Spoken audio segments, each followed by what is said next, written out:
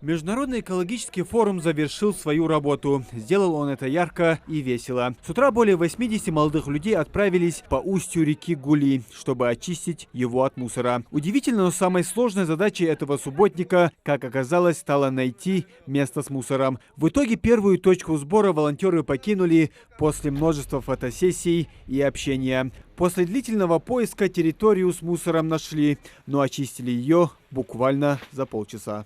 Дружный коллектив вышел, убираем. Вроде бы мусора не так много, но есть, находим, работаем над этим. Огорчение есть, что мусора нет? Если честно, огорчения нет. Это отрадно, что мусора стало меньше. Ну, в прошлую субботу у нас был массовый субботник, где мы собрали 2800 мешков. Думаю, пока еще не успел накопиться. Мне очень нравится, все тут красиво. Ага. Вот сегодня был субботник, какие ощущения субботника? Да, субботника, немножко жаль, потому что уже 5 число, уже все убрали, а нам сегодня мало осталось убрать. А так, мы постарались найти, нашли мусор, вытащили все мусор, все грязь оттуда. Вот, и прям нормально с ребятами. Субботник в Джайравском районе проводился в рамках всероссийской акции «Вода России». Только за прошлый год в стране провели более 11 тысяч субботников. 822 тысячи людей в течение года очистили около 18 тысяч километров береговой линии. А Ингушетия уже который год занимает первые строчки по проводимой работе. Сегодня прекрасное мероприятие. Слава богу, нам повезло с погодой. Ингушетия, как всегда, гостеприимна, всегда дружественно. И это большая честь, на самом деле, видеть сплоченный коллектив людей, студентов, детей, руководство республики на вот таких мероприятиях. Экологический форум проходил 4 дня. Участники разбились на команды. Они подготовили 4 проекта по улучшению экологии республики. В частности, говорили о снижении пищевых отходов, замене пластиковой тары на стеклянную, лесовосстановлении, развитии экотуризма. У нас был кейс на тему снижения объемов образования ТКО. Мы предложили 2 варианта. Первый – это цифровизация, перевести книги в школах.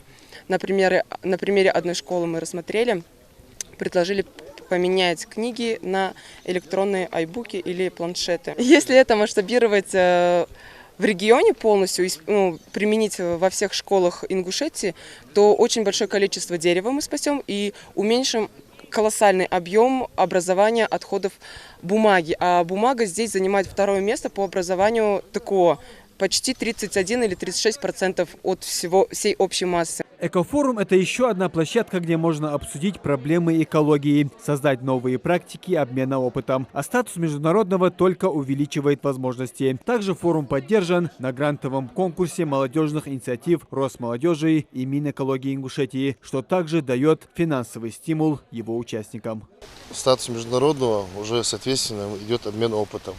И в том числе с регионами Российской Федерации. Что-то мы у них перенимаем, что-то они у нас. И было обсуждение несколько кейсов, как говорят молодежь. И в этой части мы что-то для себя нашли, соответственно, что-то и у нас переменут. И в этой части форум, он действительно нужен был. И у форума были поставлены задачи. Эти задачи, я считаю, что они выполнены. 72. Экологический форум богат не только странами, участниками и проектами. 2 рекорда России поставлены по его итогам. 3-й день занесен в книгу как самый высокогорный форум. А сегодня побита еще одна всероссийская отметка. Сегодня мы вместе с нами установили новый рекорд России. Самый массовый пикник на высоте более 1500 метров над уровнем моря с результатом 83 участника. Поздравляю! Рекордсменом объявляю Международный экологический форум МАГАС-2021, организатор Министерство природных ресурсов и экологии Республики Ингушетия.